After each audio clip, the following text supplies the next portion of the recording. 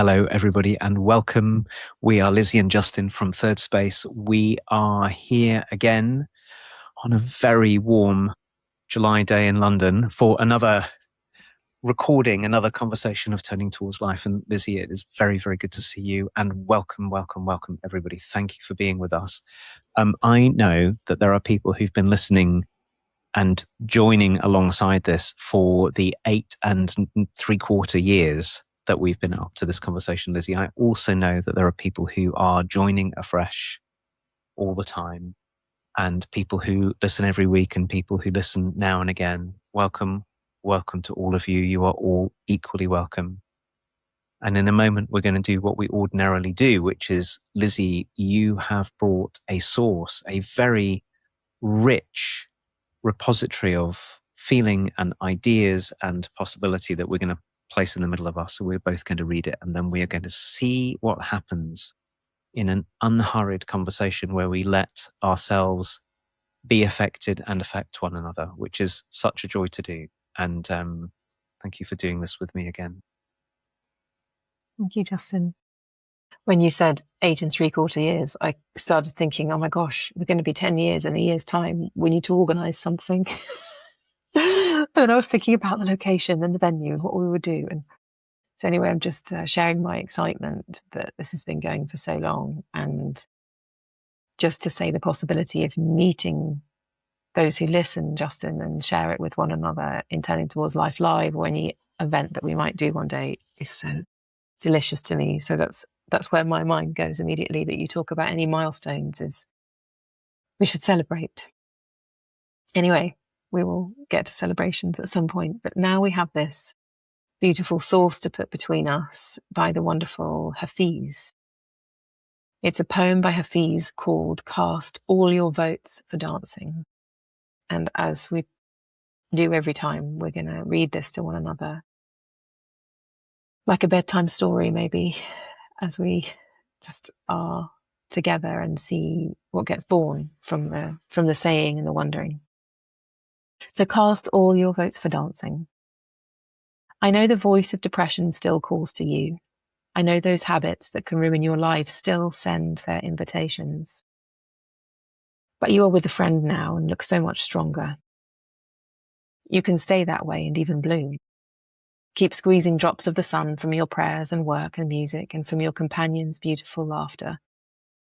Keep squeezing drops of the sun from the sacred hands and glance of your beloved, and my dear, from the most insignificant movements of your own holy body. Learn to recognize the counterfeit coins that may buy you just a moment of pleasure, but then drag you for days like a broken man behind a farting camel. You are with a friend now. Learn what actions of yours delight him, what actions of yours bring freedom and love. Whenever you say God's name, dear pilgrim, my ears wish my head was missing so they could finally kiss each other and applaud all your nourishing wisdom. Keep squeezing drops of the sun from your prayers and work and music, and from your companions' beautiful laughter, and from the most insignificant movements of your own holy body. Now, sweet one, be wise. Cast all your votes for dancing.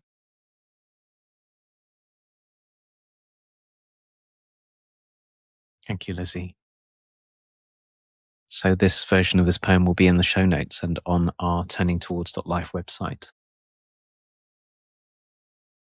I know the voice of depression still calls to you. I know those habits that can ruin your life still send their invitations, but you are with the friend now and look so much stronger. You can stay that way and even bloom. Keep squeezing drops of the sun from your prayers and work and music and from your companions' beautiful laughter. Keep squeezing drops of the sun from the sacred hands and glance of your beloved, and, my dear, from the most insignificant movements of your own holy body. Learn to recognize the counterfeit coins that may buy you just a moment of pleasure, but then drag you for days like a broken man behind a farting camel. You are with the friend now. Learn what actions of yours delight him, What actions of yours bring freedom and love?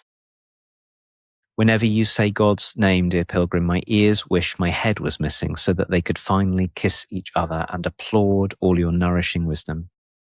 Oh, keep squeezing drops of the sun from your prayers and work and music and from your companion's beautiful laughter and from the most insignificant movements of your own holy body. Now, sweet one, be wise. Cast all your votes for dancing. Thanks, Justin.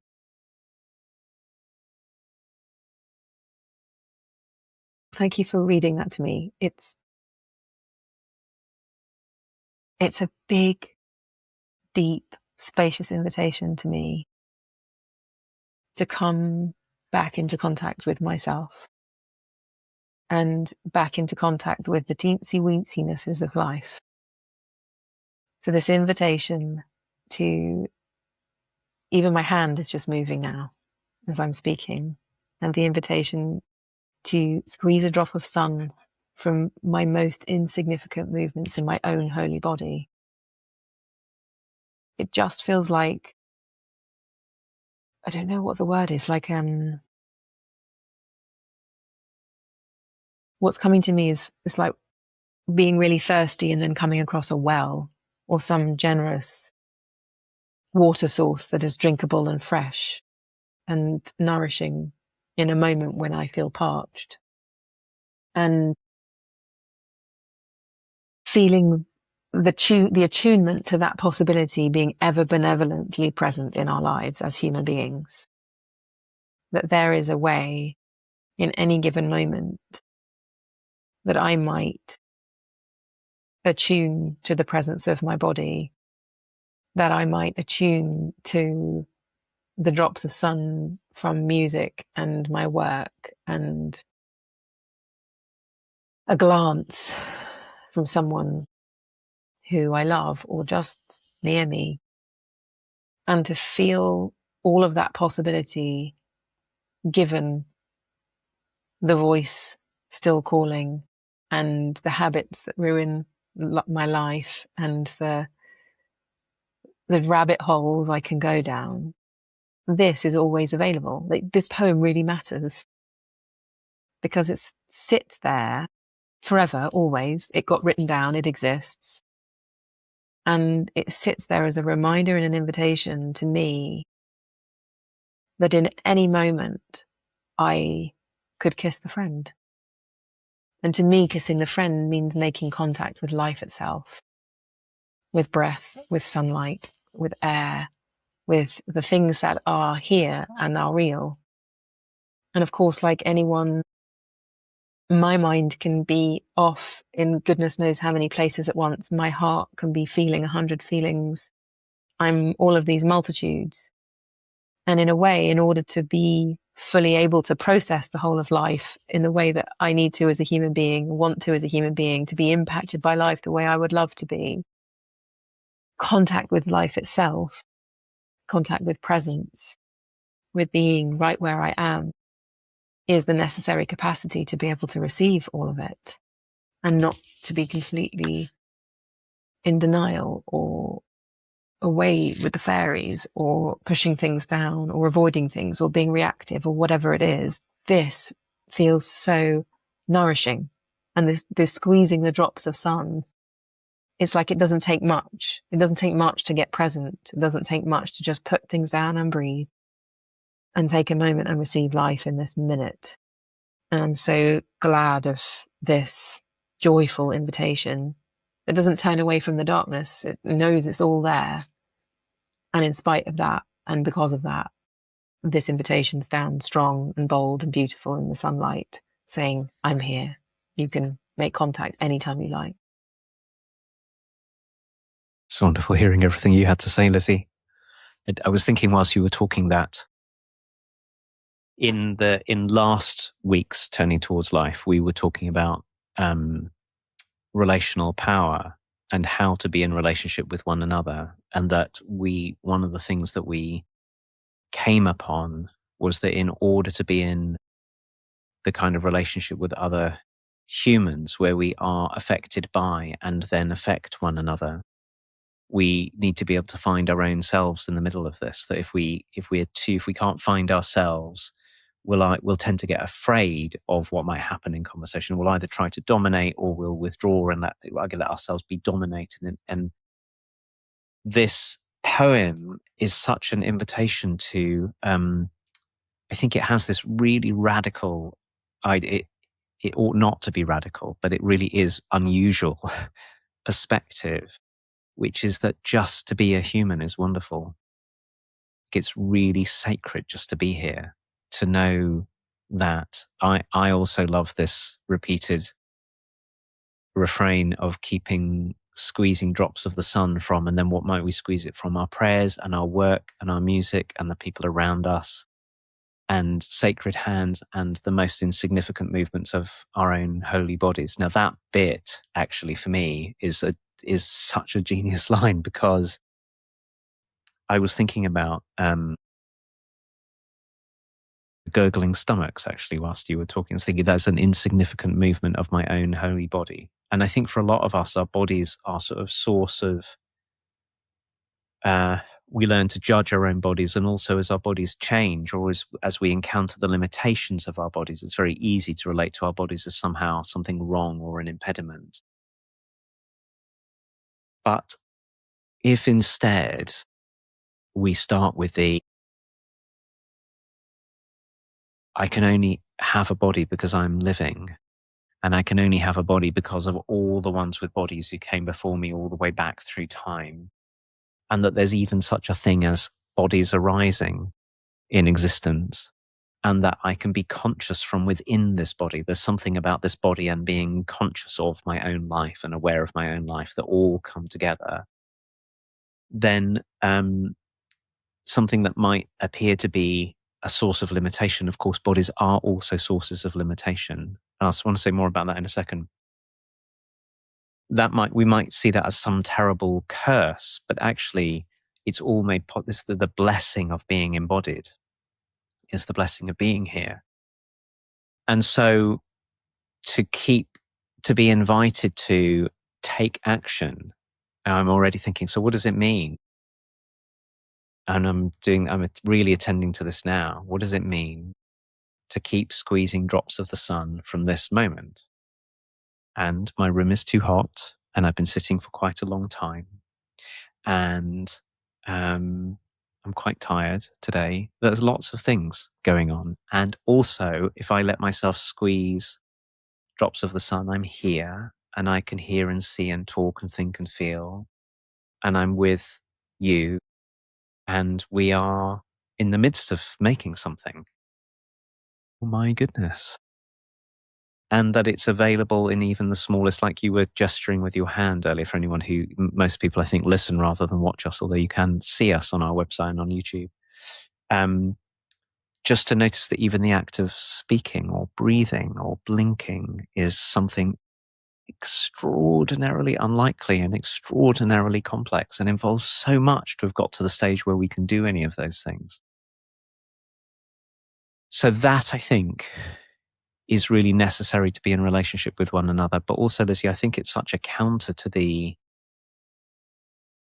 sense that so many of us have that somehow we're living in terrible ending of the world times. A lot of people feel this way. And there are a lot of very difficult things happening in the world, for sure. But if we don't also find this in the midst of all the difficulties we face, I think we might fall into there's no why be here at all, which I think is where Hafiz's poem begins. And this is a reminder that there is a reason to be here. There's something very, very precious here always. I love this invitation as well to what brings freedom and love. So when you were just talking about the heat and the sitting, the vibes from you were very different to when you started talking about what I received as the kind of miraculousness of togetherness and movement and eyeballs and stomach gurgling. And so this kind of micro observation, if you like, of what actions of mine bring freedom and love is a very wonderful little shortcut to self-reflection, to notice that at any moment I could see probably 100,000 different things, feel 100,000 different things. And my intentionality can direct that with this question. So what actions? So I might walk to the field outside and only be focused on getting to the gate. But if I walked with what actions bring freedom and love, how might my journey to the gate be completely different than if I just focused on getting to the gate? Maybe the movement of my feet brings me a sense of my freedom. Maybe the wind on my face has me feel a rush of love. Maybe the way my hair moves as I bend down to tie my shoe brings something else. It's like taking this invitation to reflect and sense and be with our experience in a different way. That if we didn't do this, maybe we'd miss a lot. I think I do miss a lot. I take so many things for granted. Walk from here to there and don't even think that I've got a pair of feet. Unless I think, let's feel into what it is to have a pair of feet. Or to sense into what it means to breathe through my nose, or to feel light come through my body as the sunlight hits my skin. So I'm feeling really grateful for a really direct, straightforward inspiration of this is how I might go from here to the next place. Like from here to check the bolognese that I've got on the hob and I don't want it to burn on the bottom. I could walk with this wondering of what actions of mine are bringing freedom and love.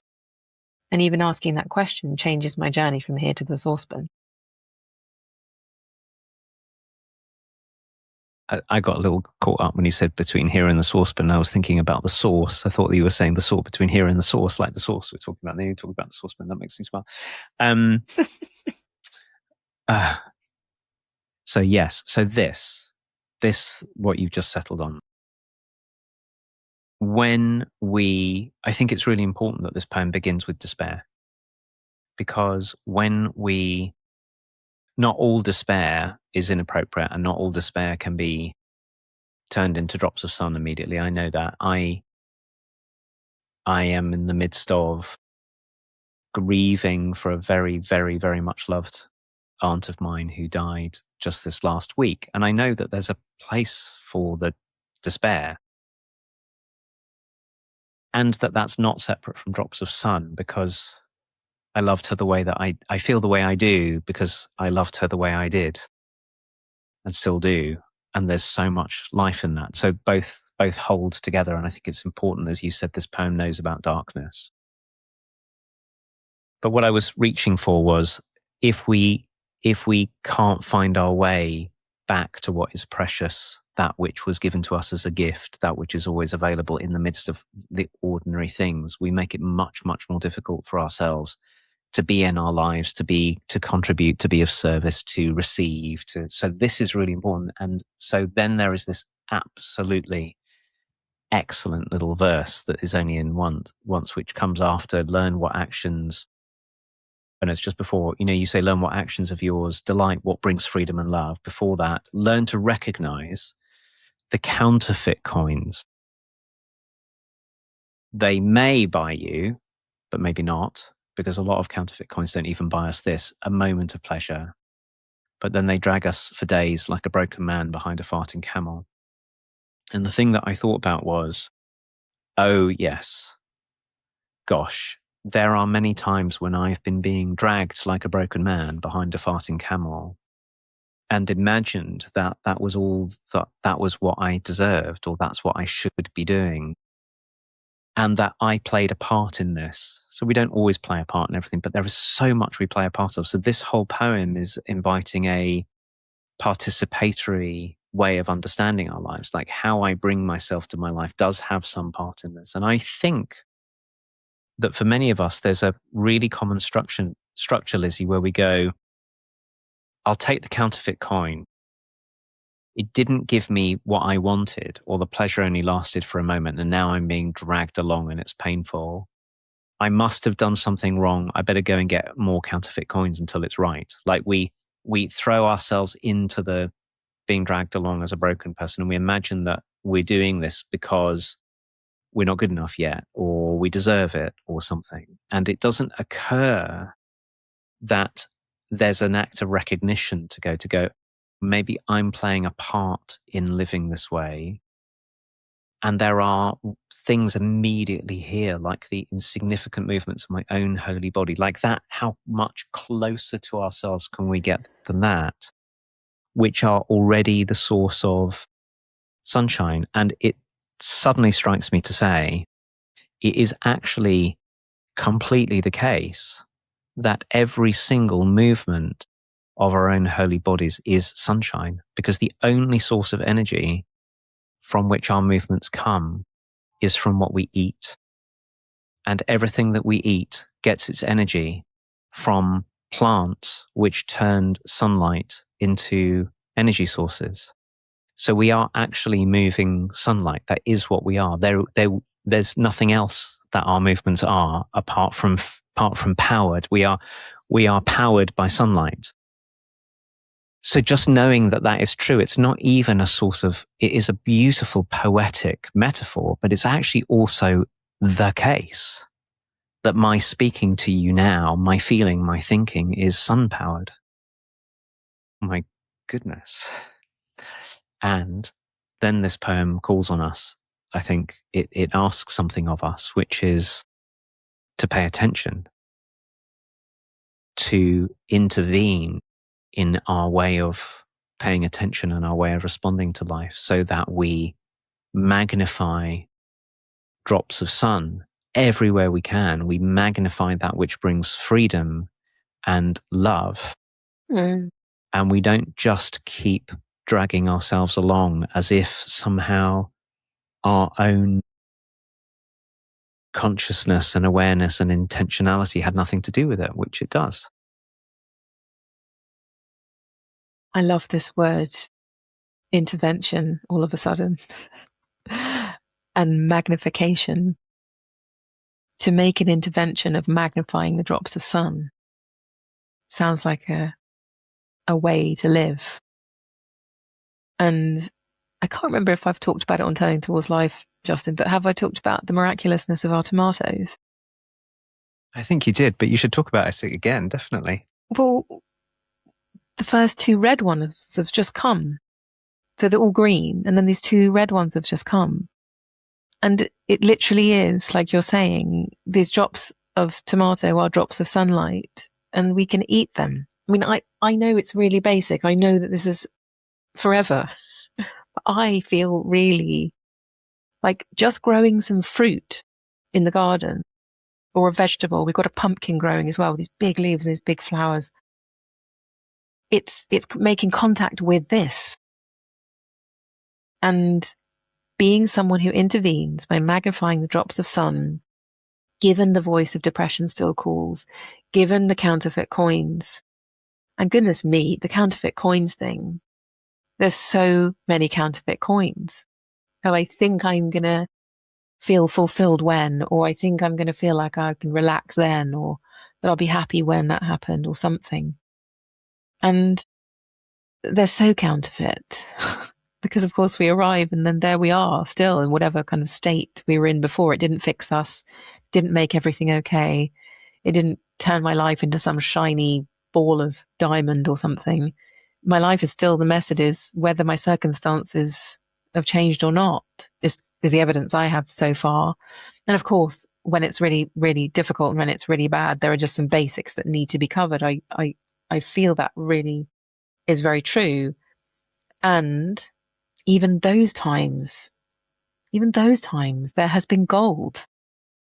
Even those times that have really been awful, there have been these drops of sunshine in there that have been squeezable to get a little something from them, even if it's looking back, because I couldn't see it at the time. And so I'm holding this as in our work, Justin, we'd say like a deeper story that we might live into and practice how to do that every day. That maybe we could be an intervener where the kind of interventions we make are magnifications of those drops of sun.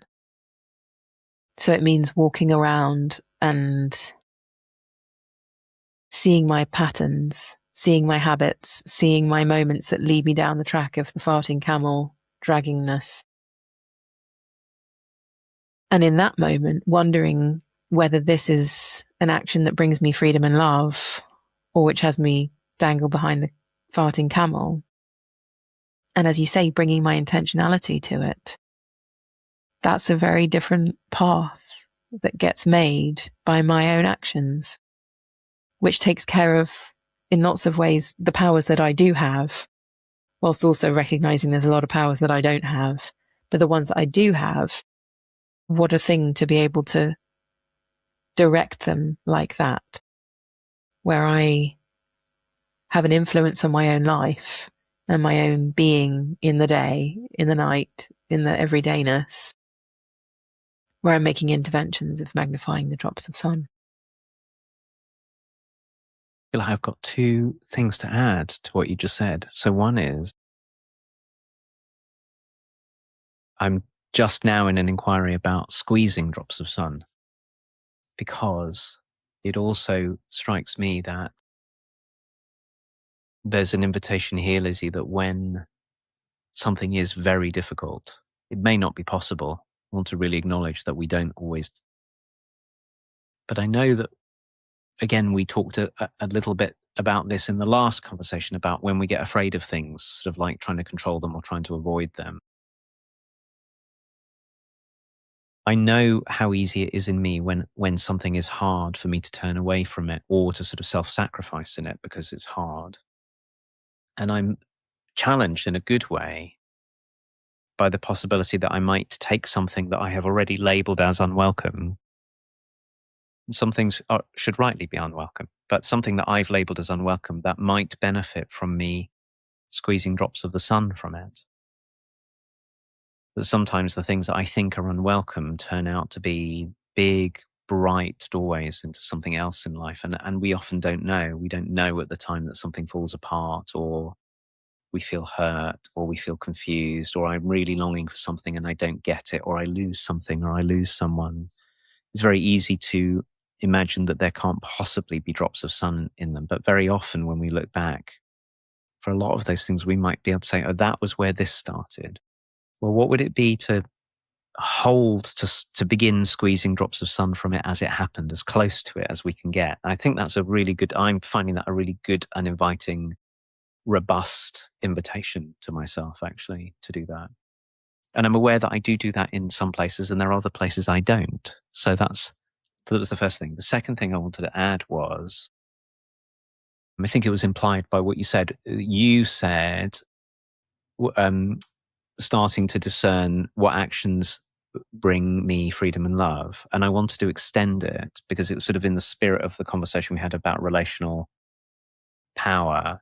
As I've been sitting with you now, I am also attending to what way of speaking and being with you brings you freedom and you love, like being committed not only to my own freedom, because if it's only my own freedom, it might well be at the expense of your freedom and love. I can say to you, well, Lizzie, I'm just exercising my freedom, so you're just going to have to do what I say, or something.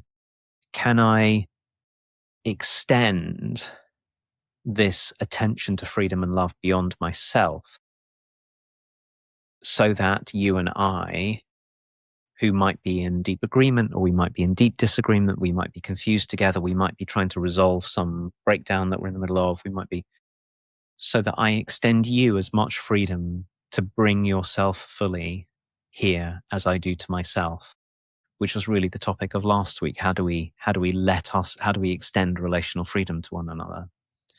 I know that in the relationships that I am in, where somebody extends me freedom and I extend them freedom, all kinds of life-giving possibilities open. And it takes the thing that's wonderful about Hafiz, particularly, I reckon this is, you didn't say, but I wonder if this is one of Daniel Ladinsky's interpretations of Hafiz. He really emphasizes this. What Hafiz does is remind us to look at the golden, joyful possibilities that are right in the heart of all of life, to treat life as a blessing, even when it asks a lot of us, and then to ask us to extend our goodness and our brightness and our excellence and the sacredness that we are to one another. And I think that is such a necessary antidote from this time in the world where we collectively seems so easy to fall into, well, I'll protect what's mine and make sure you don't get any, you're not going to come close to me, Lizzie. It's like it's an invitation to reciprocity and generosity. It's very, very exciting to read and talk about. Yeah, and I think it's this whole multitudinousness that we've talked about, where so many different facets of us are here and available at any one moment.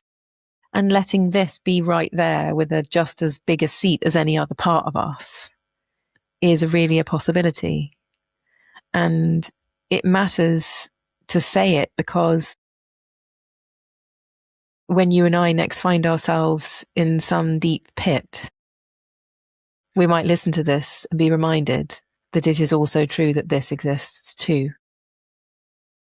And it matters that we say it so that we stand for that when things aren't okay. And it's just a straightforward, simple and accessible thing that we all have, that we can draw on. And I want to be hopeful about that and take a stand for it, that it exists always, this opportunity for us to be with a friend, to cast our votes for dancing in spite of whatever is going on. And that we might always just be able to squeeze something. I love the fact that you drew your attention to squeezing, because sometimes a lemon is really dry, but you squeeze it just a little bit harder and there is a tiny drop of juice still to go. And I want to finish there with that hopeful note that whatever we're going through, wherever we are, we could turn towards one another. We could turn towards the sun, the blade of grass, the simple movement of our bodies, and or a human being that happens to be next to us, or running water out of a tap or a saucepan. And there is benevolent presence here always. So thank you, Justin, as always, for this. And thank you everybody who's with us, who's listening, who's forwarding the podcast to their friends or colleagues or mums or sisters or whatever. And we're going to be back next week with another poem between us or piece of writing. Thank you, Lizzie. Thank you, everybody. Bye-bye.